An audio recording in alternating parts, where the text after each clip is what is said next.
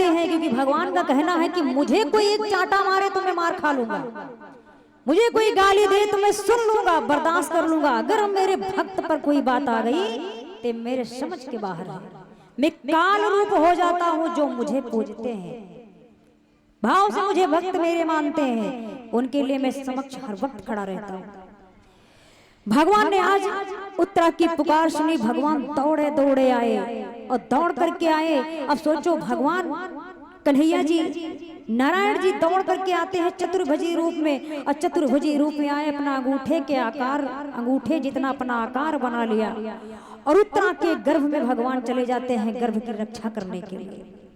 भगवान रहते कहाँ है? भगवान रहते हैं वैकुंठ धाम में। गर्भ क्या है? गर्भ है नरक, मलमूत्र ही तो है, नरक है गर्भ। लेकिन भगवान भक्त के लिए गर्भ में, नरक में चले गए। धन्य है ऐसी उत्तरा माता जिनके गर्भ में आज भगवान और भक्त दोनों पहले से है। भक्त और भगवान दोनों एक साथ हैं।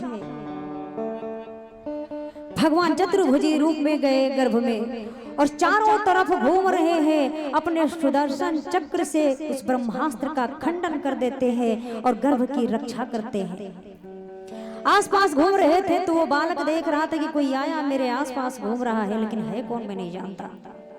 चतुर्भुजी रूप में है भगवान, चतुर्भुजी रूप में सुदर्शन चक्र से ब्रह्मास्त्र का खंडन किया, गर्भ की रक्षा करी, और भगवान फिर से गर्भ से बाहर आ जाते हैं।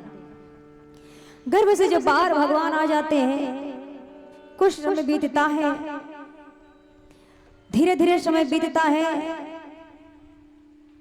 तो माता कुंती जो है, उनकी बुआ है, कुंती बुआ से कहने लगते हैं, बुआ हम जा रहे हैं। तो बुआ कहती है, नहीं प्रभु जाना नहीं है, आपने तो सब ठीक कर दिया है, तो कम से कम जन्म हो जाने दीजिए, जब जन्म हो जाएगा तब चले जाना।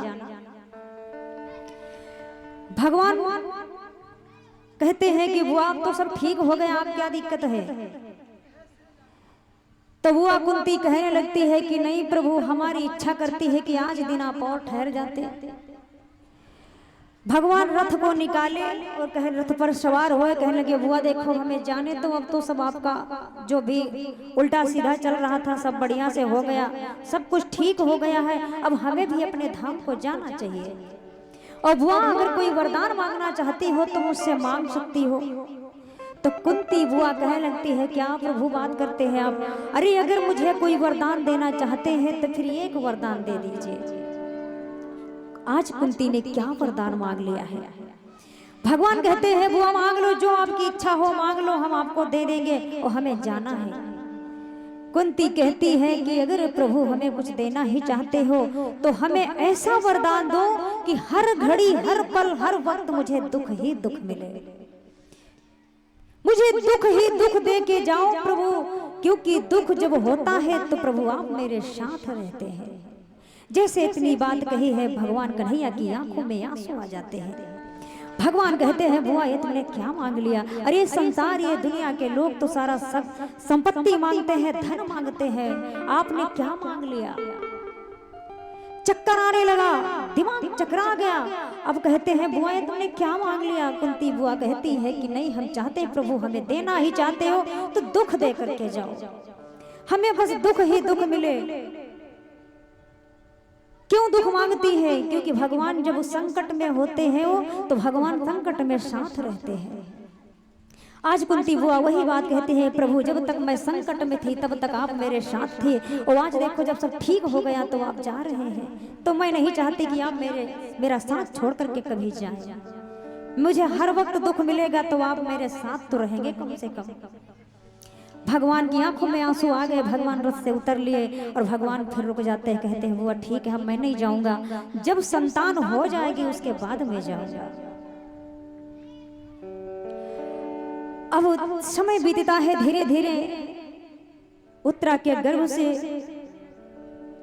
उस बालक का जन्म होता है। जब 9 महीना बीता है तो बालक का जन्म होता है। बालक का जब जन्म हुआ तो ब्राह्मणों को बुलाया गया, कुंडली बिचराई गई, निकलाई गई, तो उसमें कहा गया कि नामकरण भी होना चाहिए, इनकी कुंडली को देखते जाओ कैसा है क्या है, सब नामकरण हो जाए। तो ब्राह्मणों ने विचार किया तो नाम रख दिया परीक्षित। क्योंकि भगवान का बचाया हुआ परीक्षित, जिसकी रक्षा भगवान किए हो, जिसकी रक्षा परमात्मा ने किया हो, वही परीक्षित है। अब उसका बालक का नाम परीक्षित रख देते हैं। अब कहने लगे ब्राह्मणों से, और आगे देखो इसका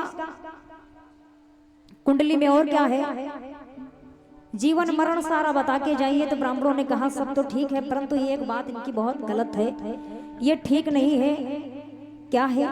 कहने लगे विचार में आया है कि इस बालक जब ये बड़ा हो जाएगा तो इसकी मृत्यु सर्प के डसने से होगी। पांडवों ने कहा जब सर्प के डसने से मृत्यु होगी तो जिसको सर्प डसता हो उसकी मृत्यु जब होती है तब तो वो नरक में जाता है, और इससे मुक्ति कैसे मिलेगी? तो उन्होंने बताया कि देखो इससे मुक्ति भगवान ही दिला सकते हैं। इसके लिए भी कोई एक आपको सत्कर्म करना होगा, वो भी इन्हें कोई बहुत बड़े महान अनुभवी बड़े सुंदर विचार वाले संत मिलेंगे, वही आकर के इनकी सर्प डसने से जब मुक्ति होती है, ये मुक्ति वही दिला सकते और कोई नहीं दिला सकता है। अब इतना बता करके ब्राह्मण वहां से विदा हो जाते हैं। बालक का जन्म हो गया, बालक का नाम परीक्षित रखा जाता है। अब परीक्षित नाम रख करके अब जब सब कुछ ठीक हो गया, जन्म भी हो गया, तो भगवान कहते बुआ अब हमें चलना चाहिए, अब तो कोई बात नहीं है, अब हमें जाने दीजिए। कुंती बुआ कहती है ठीक है, नहीं मानते हैं आप तो जाइए, लेकिन हमें भूल मत जाइएगा, याद करते रहिएगा, आते रहिएगा प्रभु। भगवान ने बुआ से परामर्श लिया और चल देते हैं, रथ पर सवार होकर अपने धाम को चले जाते हैं। धाम को चले जाते हैं, धीरे धीरे समय बीतता है, धीरे धीरे वो बालक बड़ा होने लगता है, शाना होने लगता है। 12 वर्ष बीत जाता है। परीक्षित जी 12 वर्ष के हो जाते हैं। तो एक दिन की बात है, पांडव कहने लगते हैं, भीम कहने लगते हैं अर्जुन से कि अर्जुन 12 वर्ष बीत गए, मेरा मित्र भी आया नहीं, मुलाकात नहीं हुई, थोड़ा जाकर के खबर लेके आओ। तो भगवान के धाम को अर्जुन जाते हैं पता करने के लिए कि जाए मिल के आते हैं, थोड़ा बुला लाते हैं उनको, फिर से मुलाकात सबसे हो जाएगी, भेंट हो जाएगी। अर्जुन जाते हैं, और जब अर्जुन जाते हैं तो देखते हैं वहां पता चलता है कि भगवान अपने धराधाम को छोड़कर जा चुके हैं, विलीन हो गए हैं, धराधाम छोड़ करके परम धाम को प्राप्त हो गए। अब अर्जुन जब देखते हैं कि यहाँ भगवान मेरे मित्र तो नहीं रहे, अब तो चले गए, अब मैं क्या करूंगा। अर्जुन लौट करके आते हैं, अपने पांडवों के सामने, भैया के सामने अपने खड़े हो जाते हैं, सिर को झुका करके पांडव पूछने लगते हैं क्या बात है अर्जुन, अरे तुम अकेले, और मित्र कहाँ है, अरे कन्हैया कहाँ है। अर्जुन कहने लगते हाथ जोड़ करके कि भैया अब कन्हैया हम सबके बीच नहीं रहे। अब जैसे कहते कन्हैया हम सबके बीच नहीं रहे, तो पांडव दहाड़े मार मार के रोने लगते हैं, रोने लगते हैं, कहने लगते हैं कि चलो अब हम क्या करेंगे, जब हमारा मित्र ही नहीं रहा, जिसके सहारे हम बड़े बड़े महाभारत के युद्ध जीते, जिनके सहारे हम इतना कुछ कर लिए, जिनके सहारे हम जी रहे थे, अब वही जब नहीं रहा तो हमारा जीने का क्या मतलब है। अब पांडव ये के करके हिमालय की ओर निकल पड़ते हैं।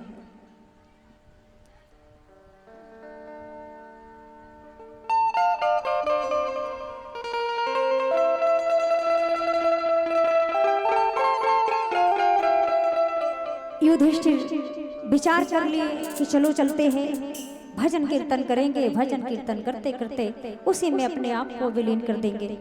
भगवान का कीर्तन करते करते समय व्यतीत हो जाएगा। सभी परीक्षित जी 12 वर्ष के हो गए थे, परीक्षित जी को राजपाट सौंप दिया और हिमालय की ओर चले जाते हैं। अब इधर जब हिमालय की ओर चले जाते हैं, धीरे धीरे क्या होता है कि द्वापर का अंत समय था, वो कलयुग की बारी आई थी, मानो सुख सूर्य डूबता था, दुख में अंधियारी छाई थी। कि द्वापर था मृत्युशैया पर, द्वापर था मृत्युशैया पर, कलिबाल रूप पलने पर था, पापों का उदय हो रहा था, पुण्य पुण्यों का रवि ढलने पर था। आज द्वापर युग समाप्त हो गया, कलयुग लग रहा है। अब कलयुग जैसे ही लगता है, कलयुग लगते ही सारा सार समाप्त होने लगता है। अब एक दिन की बात है कि महाराज परीक्षित जी और बड़े हो जाते हैं, राजपाट संभाले लायक हो गए, राजपाट की सफाई करवाने लगते हैं। समय आता है तो अपने सैनिकों से कहते हैं कि चलो इस राज्य की सफाई करवा दिया जाए, काफी दिन बीत गए हैं, इसकी सफाई नहीं हुई, चलो थोड़ा इसको साफ वाफ कर दिया जाए। भाई सभी को बुलाया, सफाई करवाने लगते हैं। अब उसी सफाई करने के समय पर वो सैनिक जब सफाई कर रहे थे तो देखा खजाने में एक सोने का मुकुट रखा हुआ था। सोने का मुकुट रखा हुआ था। मुकुट को पाए उठाया, उसको झाड़ पोंछ करके साफ किया, देखा कि हीरे से जड़ा हुआ सोने का मुकुट है। मुकुट को साफ सुथरा करके मुकुट को उठाया और महाराज परीक्षित जी को धारण करवा दिया। जैसे महाराज परीक्षित जी को धारण करवाते हैं, तुरंत ही महाराज परीक्षित जी को हिंसक भाव आ जाते हैं।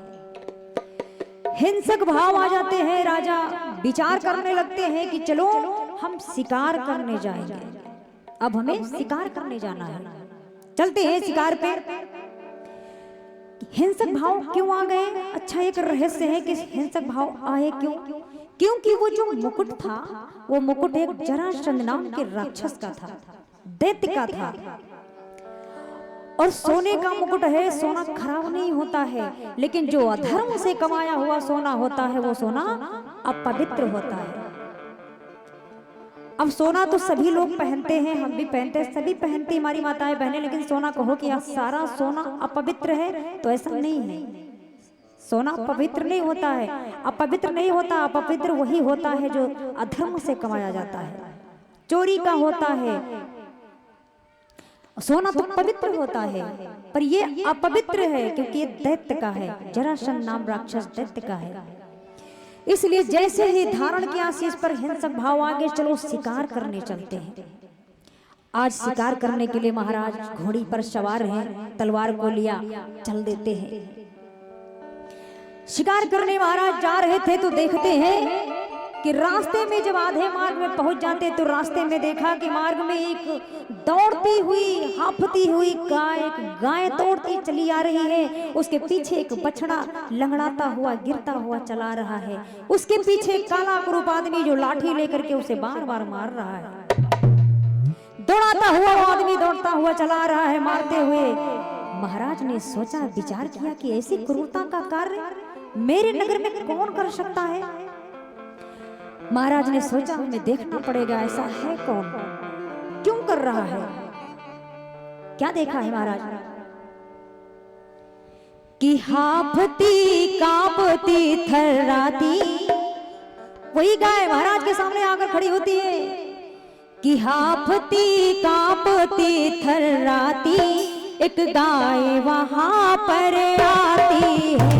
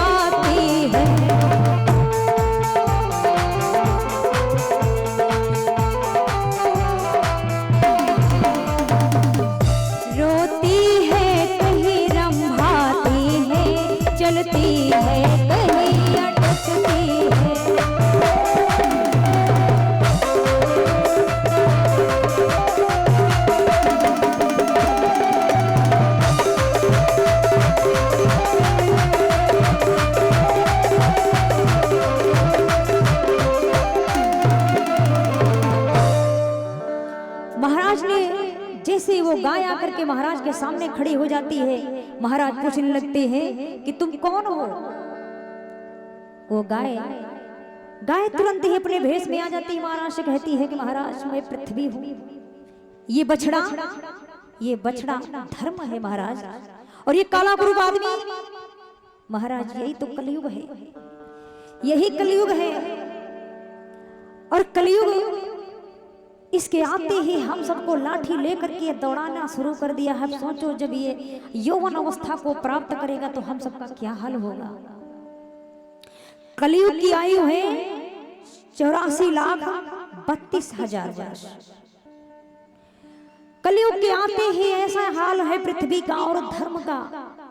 सोचो आज दौड़ाता हुआ मार रहा है, धर्म को भी मारता है। कहने लगी पृथ्वी की महाराज पृथ्वी का ये हाल है, मेरा ये हाल है, और ये धर्म है, धर्म को ये लाठी लेकर के दौड़ाता है, मारता है। अब अगर धर्म दान भी होगा तो महाराज धर्म से ही किया जाएगा। अब जैसे इतनी बात बताते हैं तो महाराज कहते हैं जब इतना बड़ा पाप ये कलयुग कर रहा है तब तो इसका रहना भाई नामुमकिन है, इसको हम छोड़ेंगे नहीं, अब तो इसको मार डालेंगे, क्योंकि ऐसे इंसानों का रहना हमारे यहाँ उचित नहीं है, हमारे नगर में रहना उचित नहीं है। महाराज विचार करते, महाराज घोड़ी से उतरे, तुरंत उतर करके तलवार निकालते हैं और खड़े हो जाते हैं कि खड़ा अचंभे में हुआ त्यों ही दिल्ली राज, और गाय के मुख से दुख भरी सुनी यही आवाज। जब इतनी आवाज सुनते हैं राजा परीक्षित जी तलवार निकाल करके खड़े हो जाते हैं, अब तो इसे हम मार देंगे भाई, तब तो नहीं छोड़ेंगे, ऐसा है तो फिर इसको नहीं छोड़ेंगे। महाराज तलवार निकाल के जैसे खड़े होते हैं वो कलयुग दौड़ करके आता है और दोनों हाथों को जोड़ करके महाराज के सामने खड़ा हो जाता है। इतना ढीठ है, इतना ढीठ है कि दोनों हाथों को जोड़ करके महाराज के सामने आकर के खड़ा हो गया परीक्षित जी के सामने और कहने लगता है कि महाराज सामने कलयुग है और प्रभु ने दी है तलवार तुम्हें।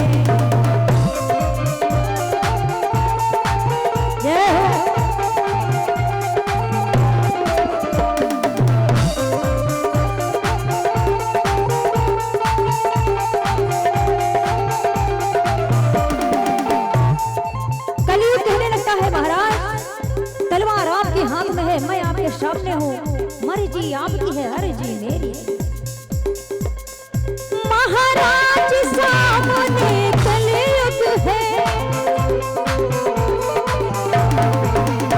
महाराज सामने कलयुग है, प्रभु ने दी है तलवार तुम्हें। मारो या पालो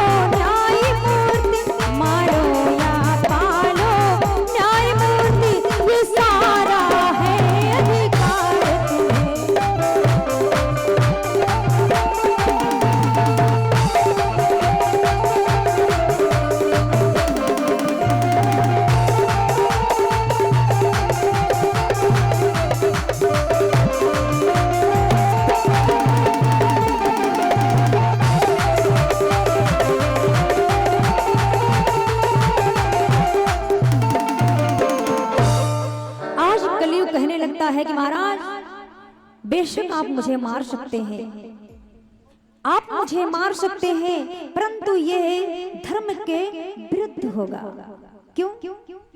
क्योंकि जिस प्रकार मेरे भाइयों ने यहाँ पर अपना अपना समय व्यतीत किया है, सतयुग, त्रेता, द्वापर, मेरे तीनों भाइयों ने जैसे अपना अपना समय व्यतीत किया है, उसी तरह मैं चाहता हूँ कि मैं उन सबसे छोटा हूँ, मैं कलयुग हूं, मैं भी अपना स्थान लेना चाहता हूं। लेकिन मेरे भाइयों में और मुझ में बड़ा अंतर है। कलयुग कहने लगा राजन मेरे भाइयों में और मुझ में बड़ा अंतर है, मुझ में अवगुण तो बहुत सारे हैं परंतु एक गुण भी है। क्या गुण है? कि सतयुग त्रेता में मुक्त है तू, सिर पटक पटक रह जाते हैं, कलयुग में राम कहा मुख से आराम घड़ी में पाते हैं। महाराज कलयुग में मुझ में लाखों अवगुण हैं परंतु एक गुण बहुत अच्छा है, कि पाप कितना भी करो, अगर एक बार मुख से राम का नाम ले लिया तो आदमी पापों से मुक्त हो जाता है। कि कलियुग केवल नाम आधारा, और सुमेरी सुमेरी नर उतर ही पारा। महाराज ने कहा वो बात तो सब ठीक है, फिर भी तुम मेरे नगर में रह नहीं सकते। महाराज परीक्षित जी कहने लगते हैं कि 5000 वर्ष तक तुम यहां नजर नहीं आओगे। 5000 वर्ष परीक्षित जी ने मांग लिए कलयुग से। अब कितने बचे होंगे सोचो। नाम बिंदु, एक बिंदु के समान कलयुग लगा है, तो इतना हाल खराब है इस संसार में, इस कलयुग में। सोचो जब वो यौवन अवस्था को प्राप्त कर लेगा तो भगवान ही जाने सृष्टि रहेगी कि मिट जाएगी, कोई पता नहीं है। अब कहने लगता है कलयुग कि महाराज हम चाहते हैं कि हमें कोई स्थान दे दीजिए। महाराज परीक्षित जी कहने लगते हैं कि वो बात सब सही है, सब ठीक है कि हाँ राम नाम लेने से मुक्ति मिल जाती है, परंतु तुम मेरे नगर में रह नहीं सकते हो। और 5000 वर्ष महाराज ने मांग लिए। जब मांग लिया तो कलयुग कहने लगा कि देखो मैं चाहता हूं कि मुझे ऐसा स्थान आप दे दो जहां पर मेरे सारे रिश्तेदार आ जाए। महाराज परीक्षित जी ने कहा कि हाँ हम तुम्हें 4 स्थान देते हैं जहां पर तुम रह सकते हो। कितने स्थान दिए? 4 स्थान। वेश्याओं के साथ में और मदिरालय में दे दिया, और जहां पर जुआ होता है वो स्थान दे दिया, और हिंसा जहां पर लड़ाई झगड़े होते हैं एक स्थान ये दे दिया। 4 स्थान परीक्षित जी ने दे दिए।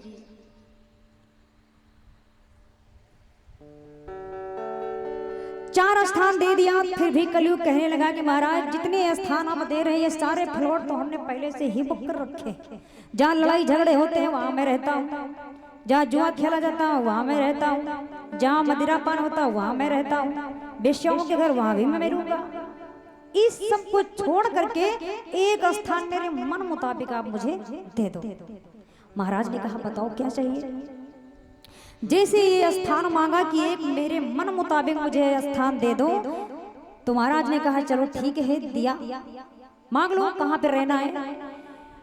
जैसे परीक्षित जी ने कहा मैं तुम्हें दे दूंगा, स्थान मांगो कहाँ रहना है। जैसे ही मुख से इतनी आवाज निकली कलयुग ने कहा मुझे सोने में स्थान चाहिए, सोने में मुझे महाराज सोने में स्थान दे दो बस, मुझे और कुछ नहीं चाहिए। महाराज ने कहा ठीक है जाओ, सोने में स्थान दे दिया। जैसे महाराज ने परीक्षित जी ने सोने में स्थान दिया, वो कलयुग वो आकर के महाराज के मुकुट पर सवार हो गया। कलयुग मुकुट पे सवार हो गया। महाराज भूल गया कि मैंने सोने का मुकुट पहन रखा है। महाराज तो भूल ही गए थे इस बात को। अब महाराज के मुकुट पर कलयुग विराजमान हो गया। अब महाराज से उल्टे सीधे कार्य करवाना शुरू कर दिया, बड़े उल्टे सीधे कार्य करवाने लगा। महाराज क्या करते हैं, बोले कृष्ण कन्हैया लाल की, बोले सावरे सरकार की जय हो।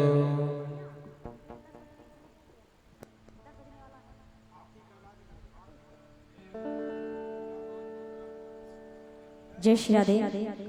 अब आगे का